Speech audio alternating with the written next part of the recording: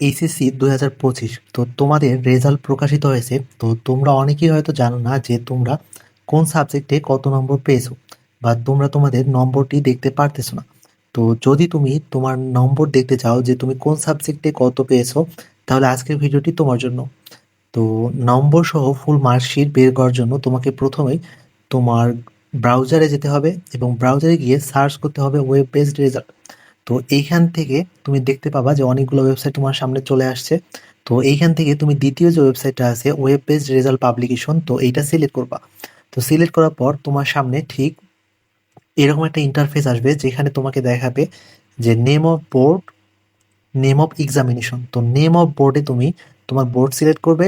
Name of এক্সামিনেশনে তুমি তোমার যে এক্সাম এসএসসি বা ইকুইভ্যালেন্ট এটা সিলেক্ট করবে।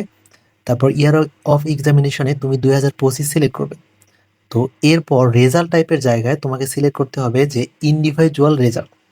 তো এরপর ইন্ডিভিজুয়াল রেজাল্ট সিলেক্ট করার পর তোমার এখানে রোল নাম্বার, রেজিস্ট্রেশন নাম্বার চাবে। তো তুমি এই দুইটা বসানোর পর এখানে একটা ক্যাপচা আছে, তো এই ক্যাপচার ছবিতে যে কোডটা আছে এই কোডটা লিখে তোমাকে ভিউ রেজাল্টে ক্লিক করতে হবে। তো ভিউ রেজাল্টে ক্লিক করা মাত্রই দেখতে পারবে যে তোমার রেজাল্টটা এখানে চলে আসবে। তো তুমি এইখানে এইভাবে ফুল মার্ক সহ তোমার যে মার্কশিটটা আছে সেটা দেখতে পারবে। তো তুমি চাইলে প্রিন্টে ক্লিক করে কিন্তু এটা পিডিএফ আকারে সেভ করতে পারো। তো আশা করি এখন তুমি এই বিষয়টি বুঝতে পারছো যে তুমি কিভাবে তোমার নম্বর সহ মার্কশিটটা দেখতে পারবে।